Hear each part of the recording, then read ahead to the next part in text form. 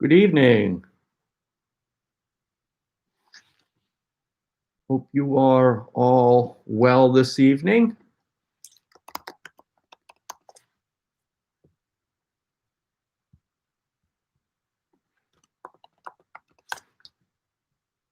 Just quickly checking my internet connection here. Hopefully you're not getting any buffering issues.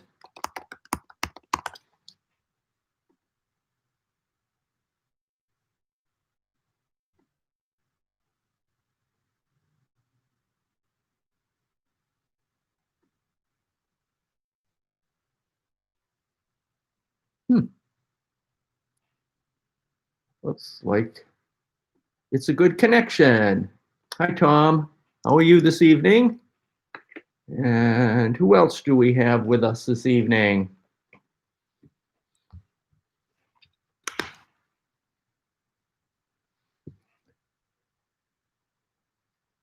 Why don't we get right to it? And I'm going to invite you to join me in a word of prayer. Lord God, we give you thanks for the many ways that you speak to us. We hear you calling to us through the sights and sounds of creation, the world that you have made. We sense your presence in our day-to-day lives, and we also know that you are speaking to us even now through the sacred words of long ago. What you have to say to us, we do not know. We only pray that our minds and our hearts might be open, that we might receive the wisdom and the truth that you're waiting even now to impart to us. The wisdom and the courage and the strength that we need for the living of these days. Amen. All righty. Hello, Mary Lou. Good to see you this evening. So tonight we are going to look at the raising of Lazarus from the dead. And we actually looked at this story back in the spring, but at that time we focused on the first part of the story, which is Jesus getting word that Lazarus was gravely ill. We know that he waited 3 days before he left to go to Bethany, which is where Mary, Martha, and their brother Lazarus lived. And when he got there, the two sisters weren't happy because in the time that it took Jesus to get there, Lazarus has died. Jesus reassures them that he is the resurrection and the life. Eventually, they bring him to the tomb, and that's where we pick up the story this evening. And so why don't we listen to the raising of Lazarus from the dead. Now Jesus had not yet come to the village, but was still in the place where Martha had met him. When the Jews who were with her in the house consoling her saw Mary rise quickly and go out, they followed her, supposing that she was going to the tomb to weep there. Now when Mary came to where Jesus was and saw him, she fell at his feet, saying to him, "Lord, if you had been here, my brother would not have died." When Jesus saw her weeping, and the Jews who had come with her also weeping, he was deeply moved in his spirit, and greatly troubled, and he said, "Where have you laid him?" They said to him, "Lord, come and see." Jesus wept.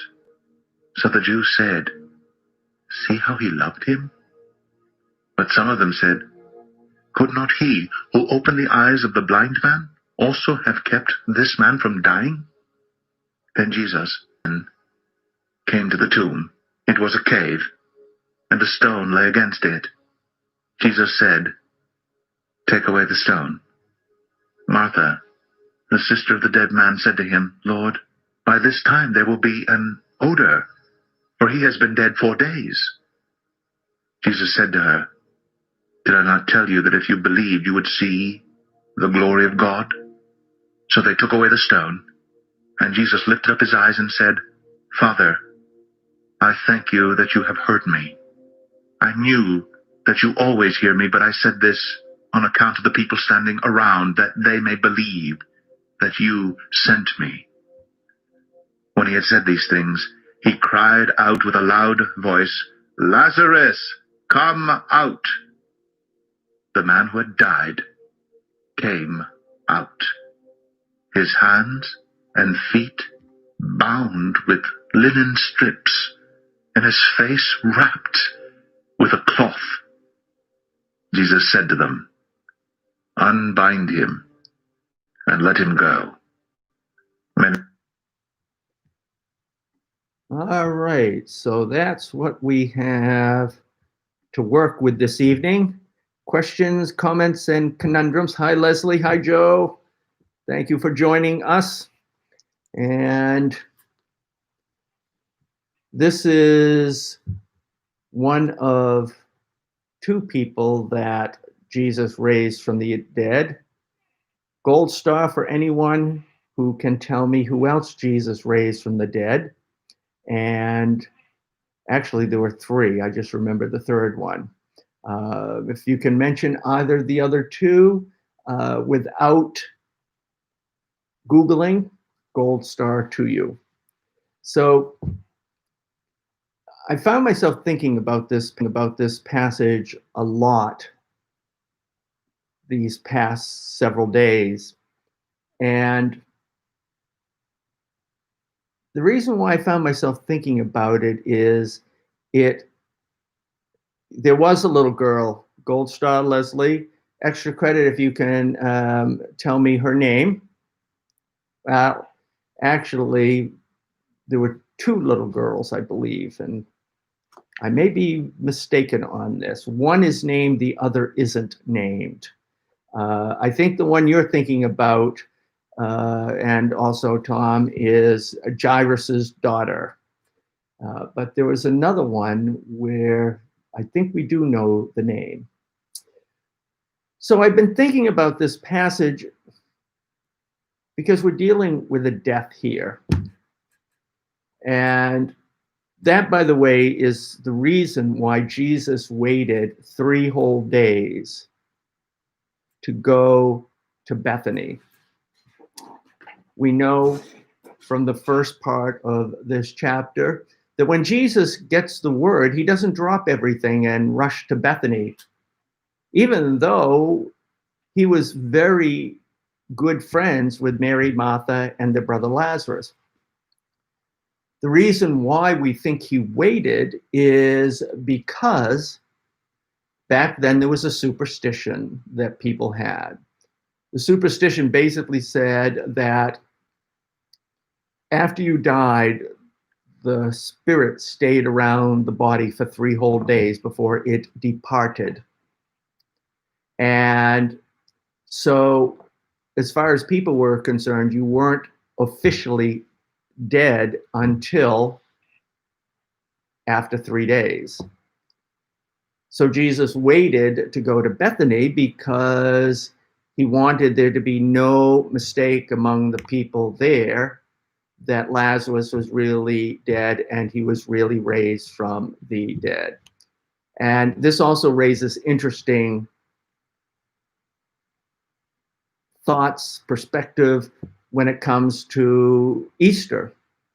And Jesus is in the tomb for 3 days before he rises.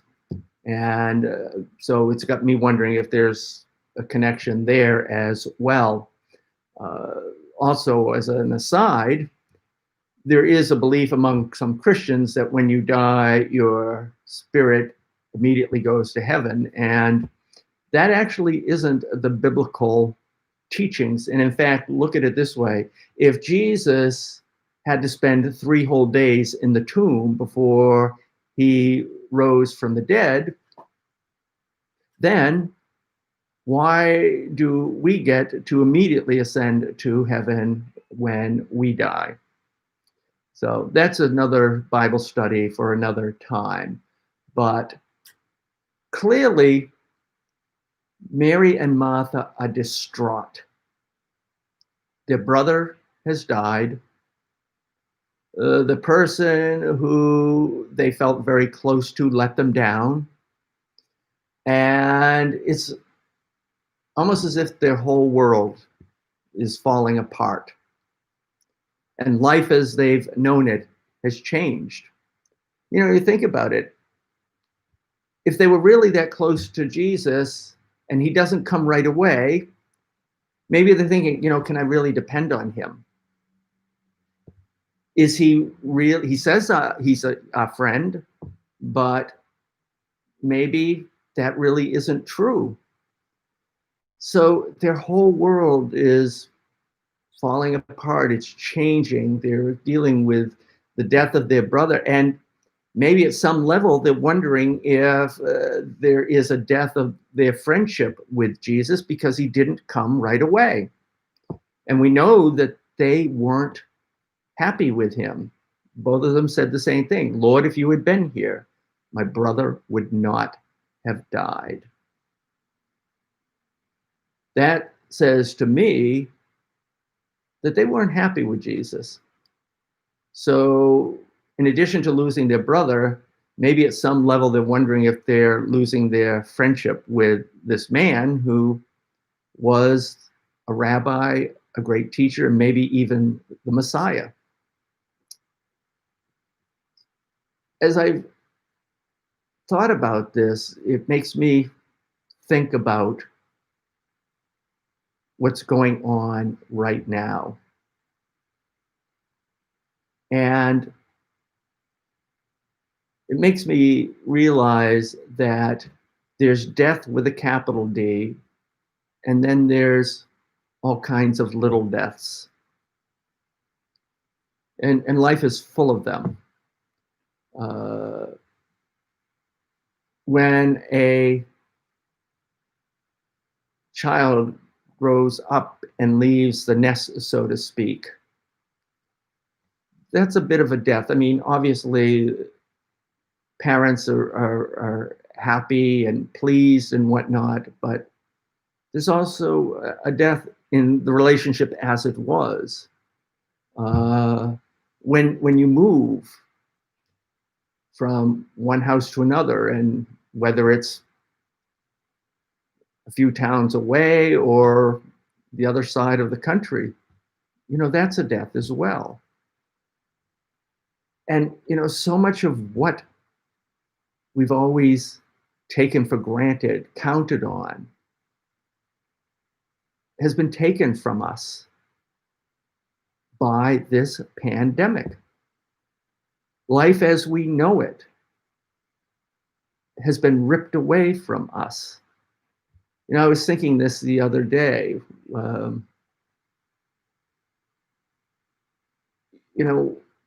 Sitting in a classroom, that's gone. I guess now they have the hybrid learning, but a lot of classroom experiences now are by Zoom. And so, that old routine that parents and children knew. You get up in the morning, you go to school, you come home. That's gone. And I'm sure you can think of lots of other examples. I was just thinking about this on Sunday. Football games with empty stadiums. I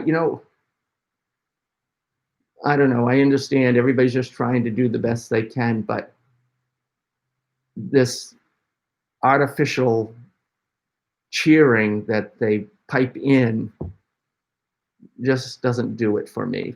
And so it's not the same. And in some ways, I don't know about you, but I can relate to Mary and Martha. So much of what I've known, so much of what I've always experienced, what I've taken for granted, is gone. And I wonder how much of it is ever going to come back. I've heard some commentators say that nothing will ever be the same again. things that, we hear about it in the new normal. And we're still trying to figure out what that new normal is going to be. And so I'm wondering how all of you dealing with all of this. I had a email a while back from someone, and they wanted to drop something off here at the church and wondered if I was going to be around. And I said, well, I'll be here on such and such a day between such and such a time and such a time. And so the person came in and they sat down after they gave me what they wanted to drop off.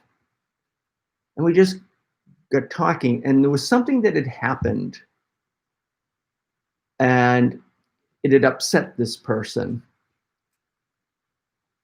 And I remember thinking, this person is more upset about this than I would have thought they would be.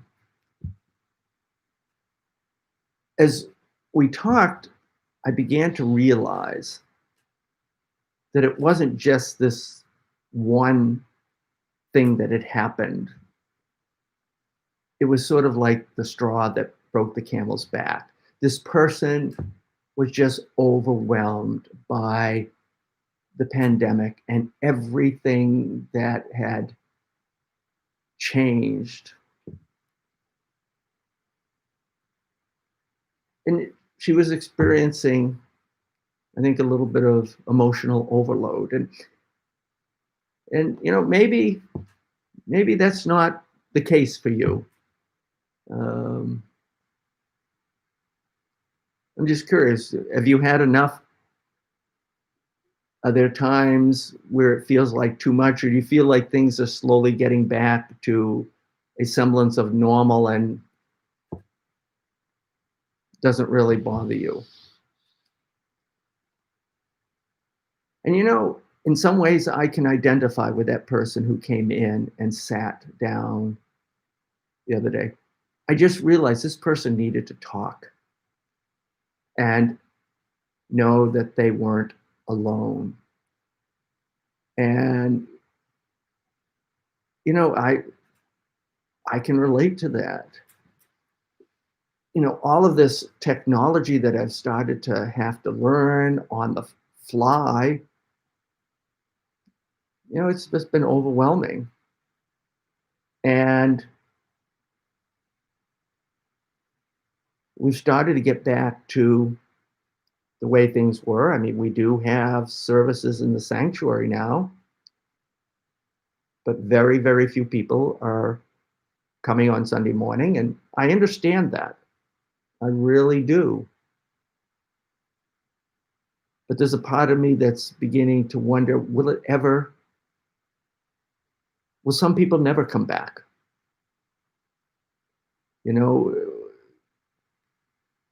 What, even after there's a vaccine, people being away for so long,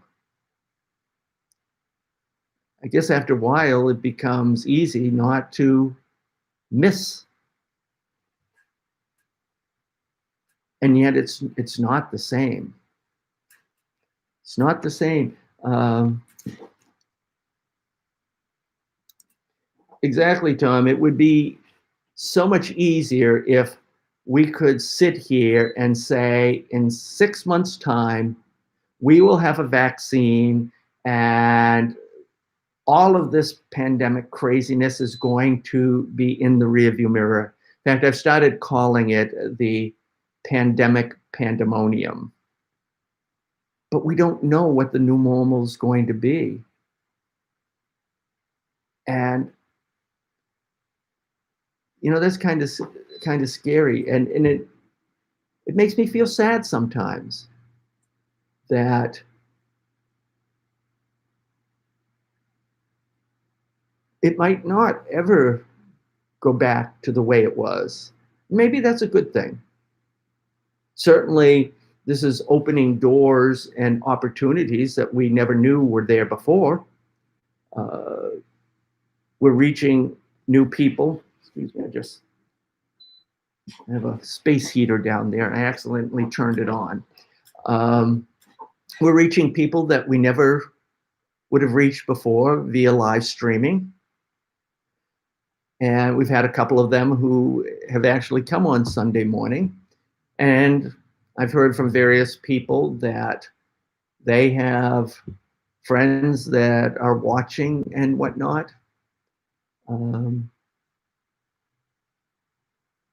but yeah, it feels like a death in some ways. And I guess my question is, what do we do with all of this? And my gut tells me that there is an answer, there's hope in all of this waiting for us in the story of the raising of Lazarus. And I have some thoughts about that. But I'm also interested in knowing what you're thinking in regards to all of this and how it relates to what happened that day in Bethany. Let me ask you this question. Why did Jesus weep? Shortest verse in the Bible. Jesus knew that he was going to raise Lazarus from the dead. So if he knew that the story was going to have a happy ending, then why did he stand there and weep at the tomb?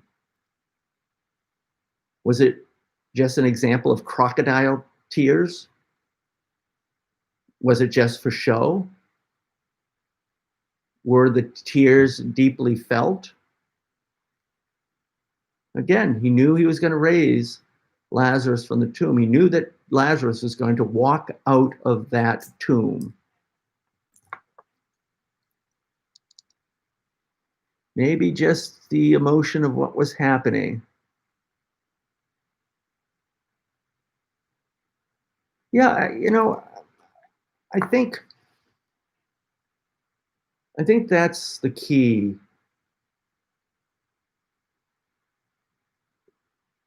It's true that Jesus knew that Lazarus was going to be raised from the dead.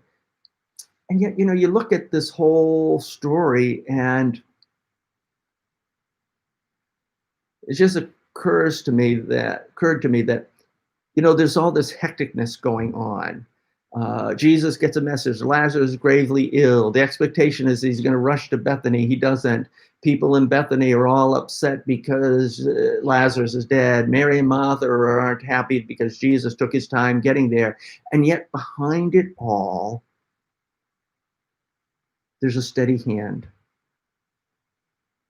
Jesus knew what he was doing. He had a reason for waiting to go to Bethany. He had a reason for making them wait.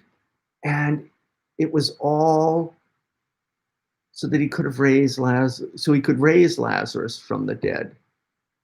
And not only bring joy to them at that moment, but also hope for the future. After all, Jesus is raising Lazarus from the dead. And if Jesus raises Lazarus from the dead, then there clearly is the possibility and the promise of life after death for all of us. And so behind all this craziness and all of these deaths and expectations that aren't being met and uncertainty, maybe that's the thing right there. It's the uncertainty of what's going to happen and how it's all going to work out. And yet, in the midst of it all, there's a steady hand of the Jesus who knows what he's doing and knows what the goal is. And you take that and combine it with the other aspect of Jesus that this story clearly demonstrates, and that is his deep love for Mary and Martha. So yeah, Jesus knew that he was going to raise Lazarus from the dead, but he also knew that these people he cared about, their hearts were breaking, and that mattered to him. You know, it goes back to the story I shared in the sermon a couple of weeks ago about the little girl who was late coming home from school, and her mother scolded her. And you remember, the mother said, "I told you to come home right after school." And the little girl says, "Well, on my way home, I saw this other little girl who was crying because her doll was broken." And the mother said, "Oh, you stopped to help her fix her doll?" And she said, "No, I stopped to help her cry." And, you know, I just realized in Jesus, you get both of those things. Jesus weeps with Mary and Martha, just as that little girl wept with another little girl whose doll was broken. But Jesus can also fix the doll. He also raised Lazarus from the dead. And so he weeps because he really does care.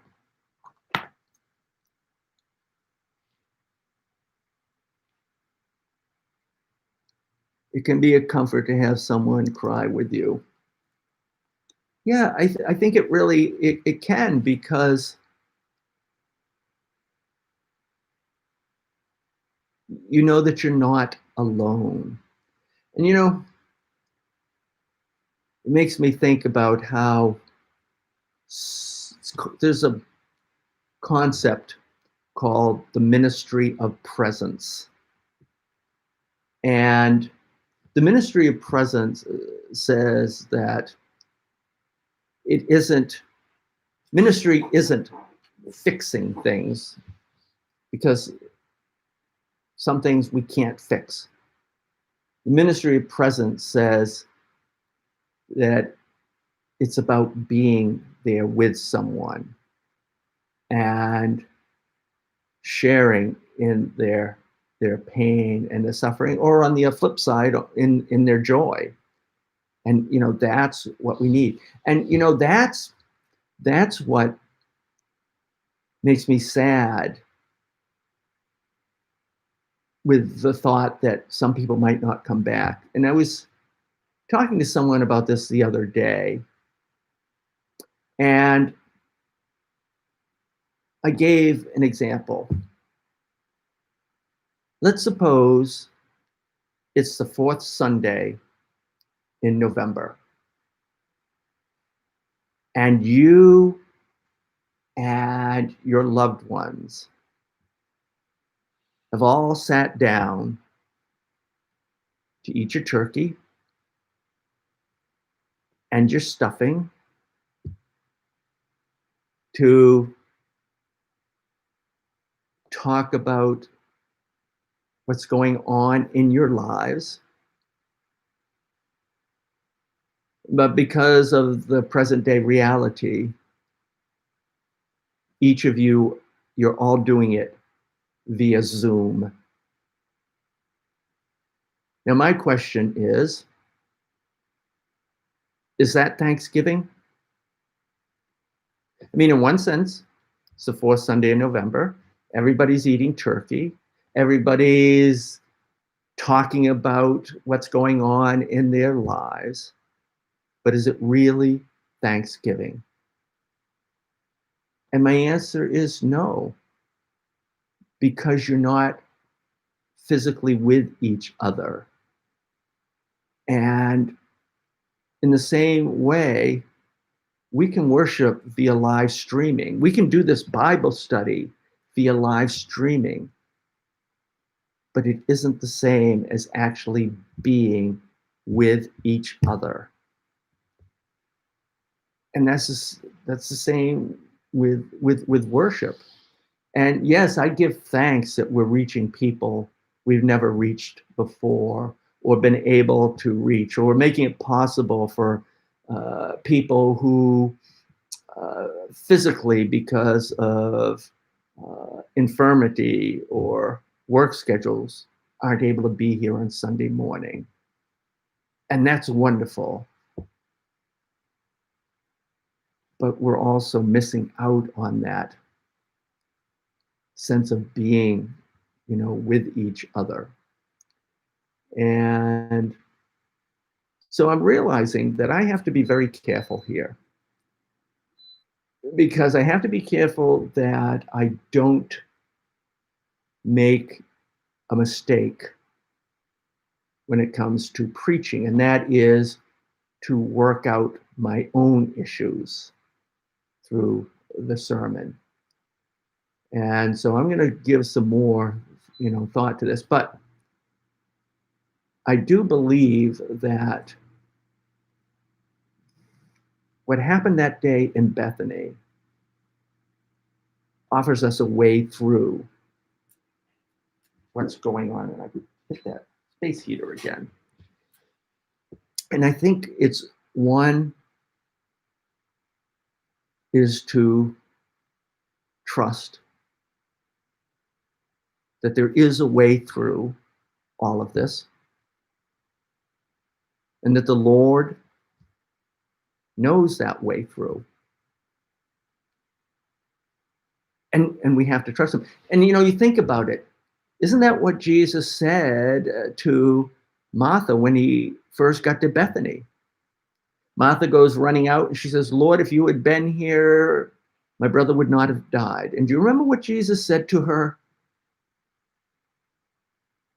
He said, Martha, I am the resurrection and the life. They who believe in me, though they are dead, yet shall they live. And whoever lives and believes in me shall not die. That's really inspiring for me anyways. And it's always fascinated me that Jesus just didn't say, I am the resurrection, or I am the life. He says, I am the resurrection and the life, which means that when we trust in him, not only is the promise of life after death, but there is the promise of the life that is abundant before death. And so, yes, there is a way through all of this, but we have to first trust that he knows that way and can lead us through it all. And then there's a second element of that, which is what makes trust possible.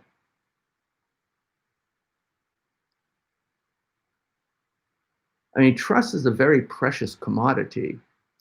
And do you trust everyone or just anyone? Let's suppose we finish this Bible study, and after you hang up the phone, you get a call from someone you graduated from college with years and years ago. You haven't heard from them in years and years. And they call you and say, I'm desperate. I've got no one else I can turn to. I need $10,000 for X, Y, or Z.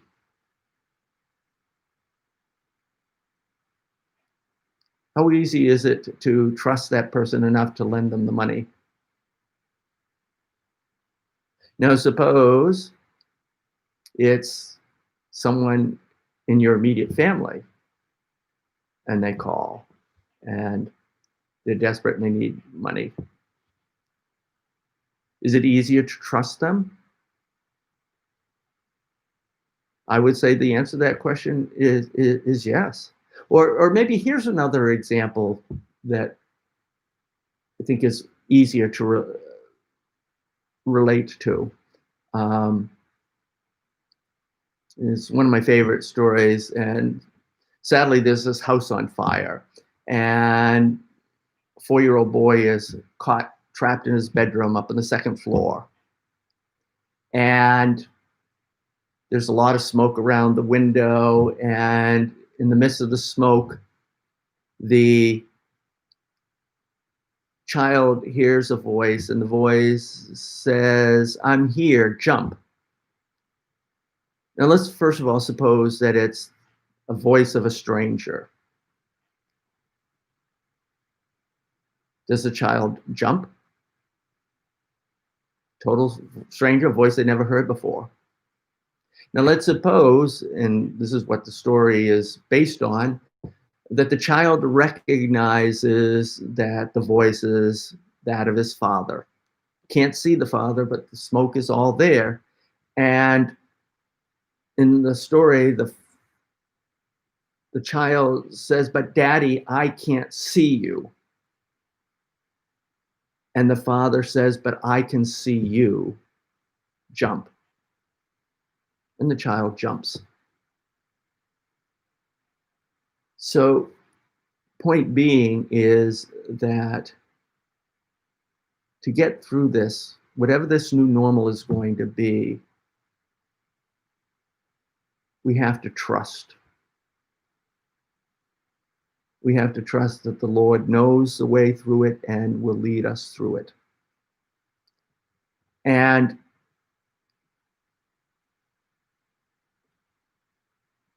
the way to trust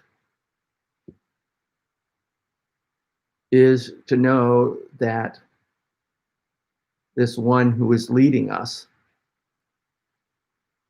is all powerful. After all, he raised Lazarus from the dead, and he's all loving because he stood there at the tomb and wept because he really cared, and he really cares. And so that's what we need to do, is we need to put our trust in the one who is all powerful and all loving. And you know, as I think about it some more, you put those two together and it makes it a lot easier to trust. Because think about it, if Jesus was just all powerful, it would still be hard to trust because we couldn't be sure that he really cares about us. And if Jesus was just all loving, it would be hard to trust because we wouldn't be sure that he really knows what he's doing. So it really comes together when you put those two qualities that we see in him at that tomb. We see the all-powerful and the all-loving Son of God who brings a happy ending to the story. And so, you know, we can look at this and say, okay, I don't know where that finish line is or how far it is to that finish line. But if I follow him, you know, we will get there. So, what do you think?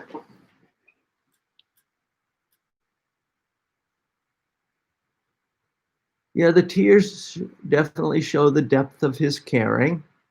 And I also like this story because it is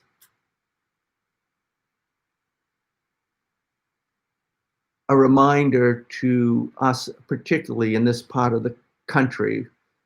You know, we stoic Yankees don't like to put our emotions out there. And, you know, I see this a lot as a pastor, particularly when someone has lost a loved one, and they'll sit here in my office, and I can't tell you how often someone has just started to cry and then apologized. And, we can sit here tonight and say, there's really no reason, no need to apologize. But why is it that we feel a need when we're weeping in front of others to apologize? I say to people, tears are a God-given emotion. If God didn't want us to cry, God wouldn't have given us the ability to cry. And,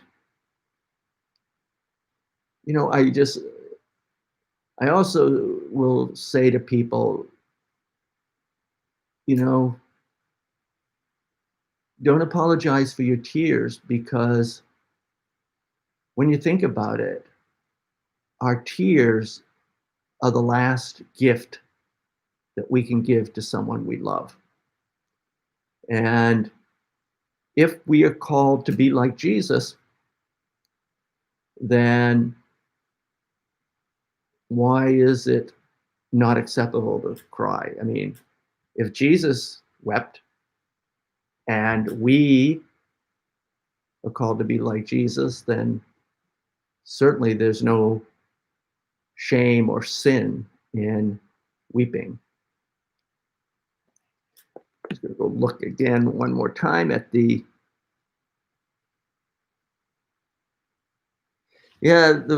relationship that Jesus has with Mary, Martha, and Lazarus is really, it's really earthy.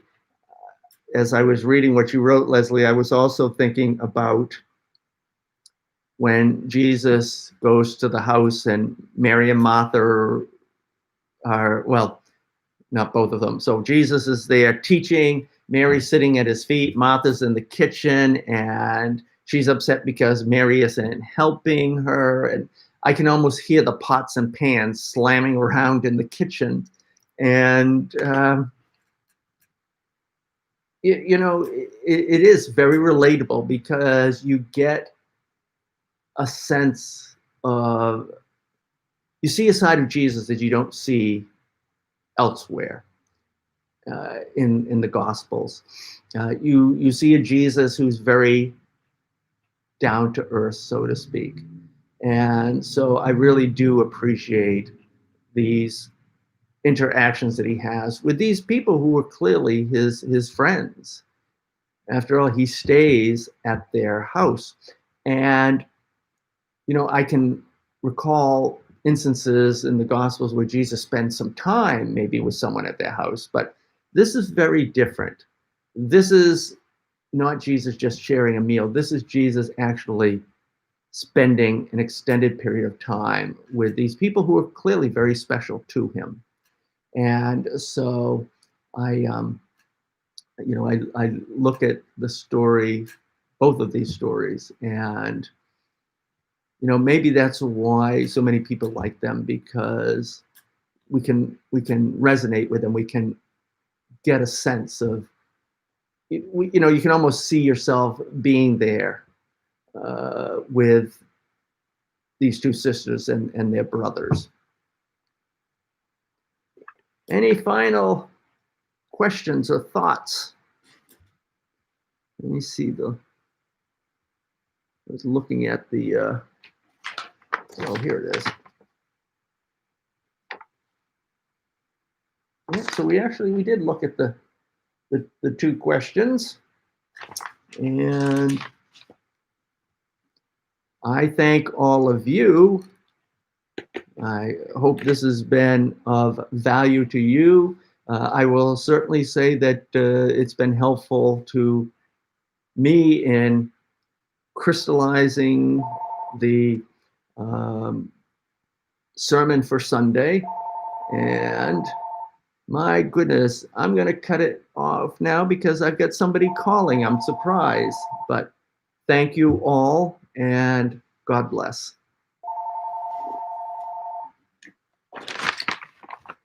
Good evening, Union Congregational Church.